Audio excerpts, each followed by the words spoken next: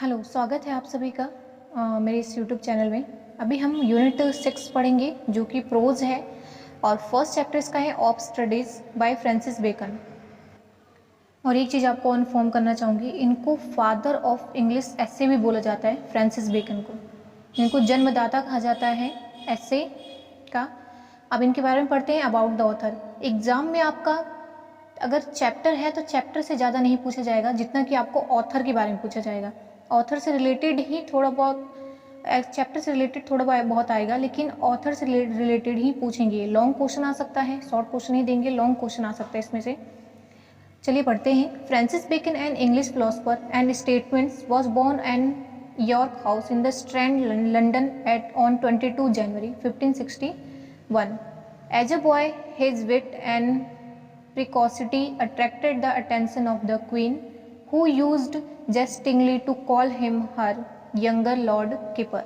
His father then being the Keeper of the Great Seal of England, he was educated at Trinity College, Cambridge, and in preparation for a career of statesmanship was sent to Paris in the suite of the English ambassador. His father's death in 1579 threw him up upon his own resources. He chose the law as his profession and was called to the bar in 1582. Bacon became MP, Member of Parliament, in 1584 and Queen's Counsel in 1589. By this time, he had made his mark as an orator in the House of Commons. In 1593, he offended the Queen by opposing in Parliament the grant of a subsidy, failing in his effort to obtain any favour from Burgundy. Bacon attached himself to the Earl of Essex, from whom he accepted two gifts of land and Twickenham.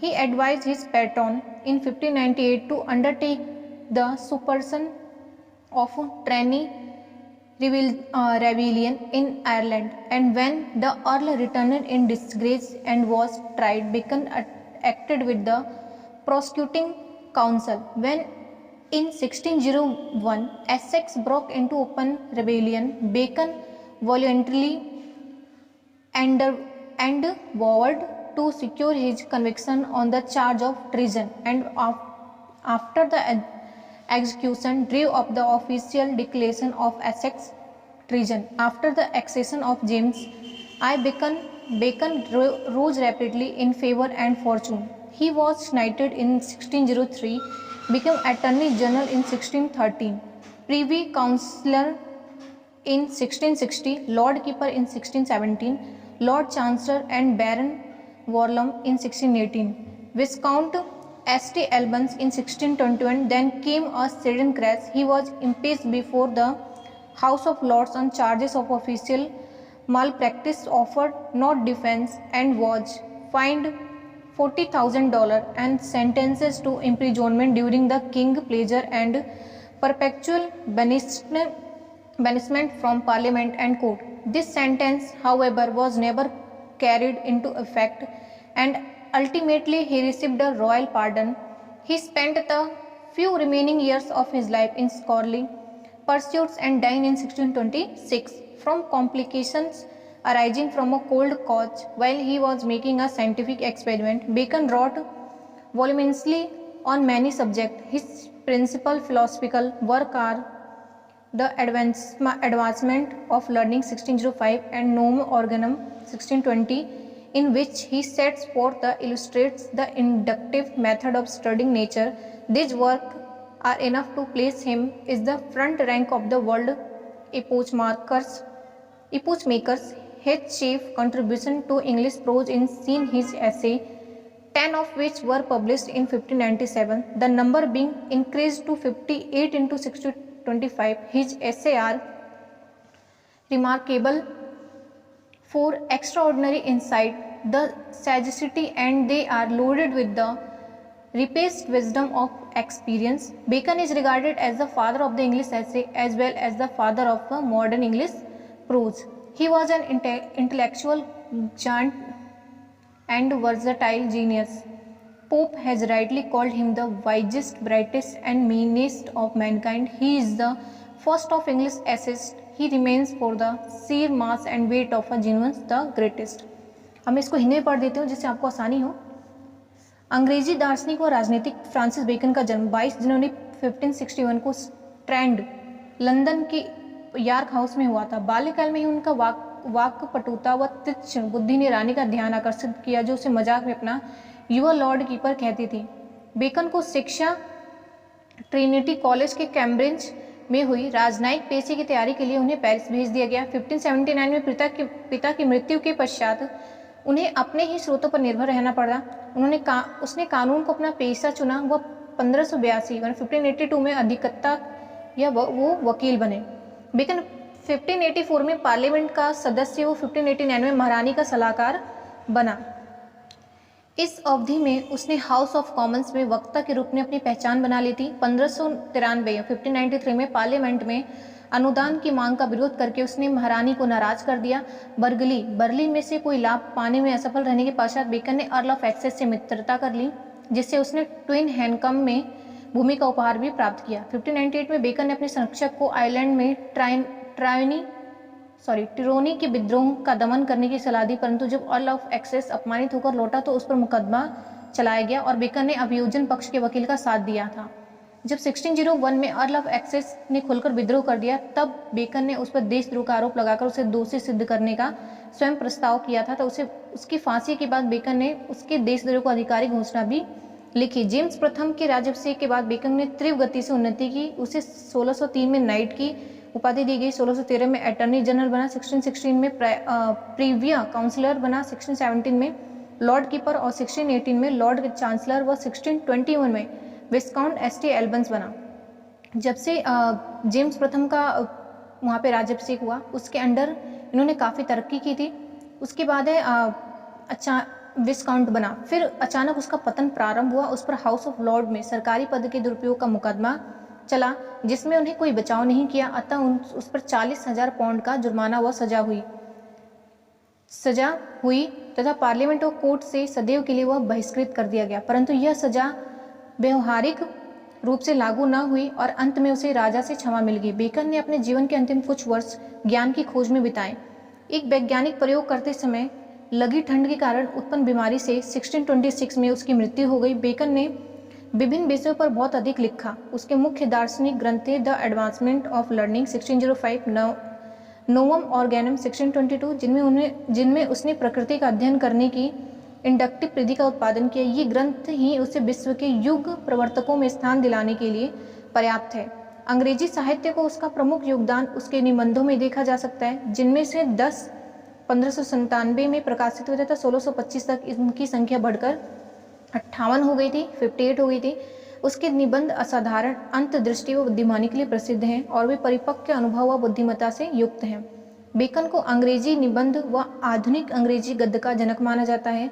वह एक विलक्षण विद्वान व बहुमुखी प्रतिभा का धनी है। प्रसिद्ध कवि अलेक्जेंडर पोप ने उसे सबसे बुद्धिमान, सबसे क्रांतिमान व सबसे हुनरमंद इंसान कहा है। अंग्रेजी निबंधकारों में अग्रण्य है। अपने साहित्य व की आकार व विलक्षण प्रतिभा के कारण वो आज भी सर्वश्रेष्ठ माना जाता है।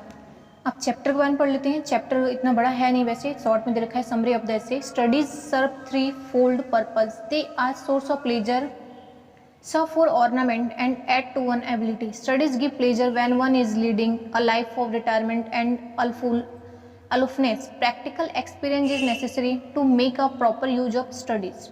Experience enables a man to use the knowledge acquired from book in practical life. The wise people make proper use of their studies. Of equal importance is the judgment as to which book is to be read and how some books are to be read in parts only. Some others should be read quickly and hastily, but some books should be read thoroughly. We should understand everything deeply. Making summary or synopsis will not satisfy an intelligent person. They are like distilled water having no taste. The study of various types of books makes different impact on the personality of man. Study of history makes a man wise. By reading history, man learns from the mistake of the past and thus become wise. By reading poetry, man become imaginative. Mathematics develop a concentration.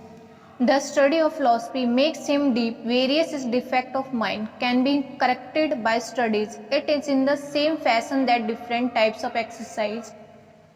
Various defect of mind can be corrected by study. It is in the same fashion that different types of exercise can correct different bodily defect.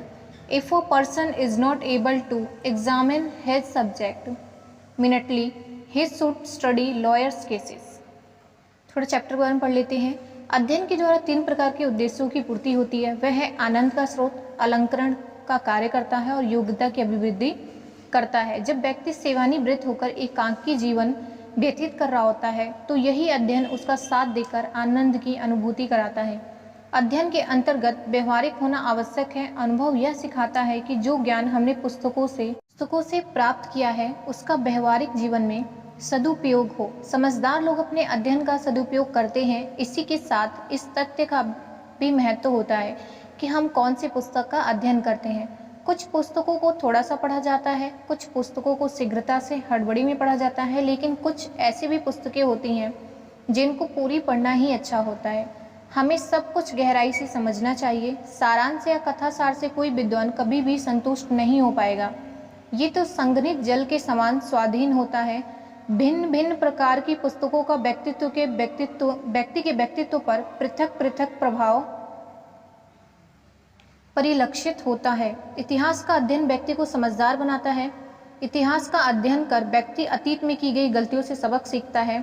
कविता को पढ़कर वह कल्पनाशील बनता है। गणित के द्वारा एकाग्रता आती है और दर्शन शास्त्र से गहन रूप से चिंतन मनन करने की शक्ति देता है। मस्तिष्क के अनेक विकारों को अध्ययन के द्वारा ठीक किया जा सकता है। यह ठीक उसी प्रकार है जैसे शारीरिक अक्षमताओं को विभिन्न व्यायामों द्वारा ठीक किया जा सकता है। यदि कोई व्यक्ति अपने तथ्यों को सिद्ध कर पाने में असफल रहता है तो उसे कानून की पढ़ाई करनी चाहिए। ये था आपका चैप्टर। मैं आपको क्वेश्चन दिखा देती हूँ कि क्वेश्चन कैसे पूछे जाते हैं। ये देखिए, आपका क्वेश्चन है, discuss the contribution of Francis Bacon to English essay. Francis Bacon के बारे में पूछा जाएगा कि उन्होंने इंग्लिश एसे में क्या कंट्रीब्यूशन अपना दिया है। सेकेंड क्वेश्चन है, what are the advantage of disadvantage of studies. तो ये देख लीजिए, आप आंसर भी देख सकते हैं यहाँ से। उसके बाद है आपका what is the affinity between study and experience है। वैसे तो इसमें से आया नहीं था, एक ही क्वेश्चन आएगा आपका लॉन्ग आंसर जो कि फ्रांसिस बेकन के बारे में पूछेगा और वही पूछेगा कि निबंध में उनका क्या योगदान रहा है। और दूसरा क्वेश्चन आपका देखिए, what is the effect different kinds of book and the reader. आप देखिए, इसको अपने हिसाब से तैयार कीजिए। धन्यवाद।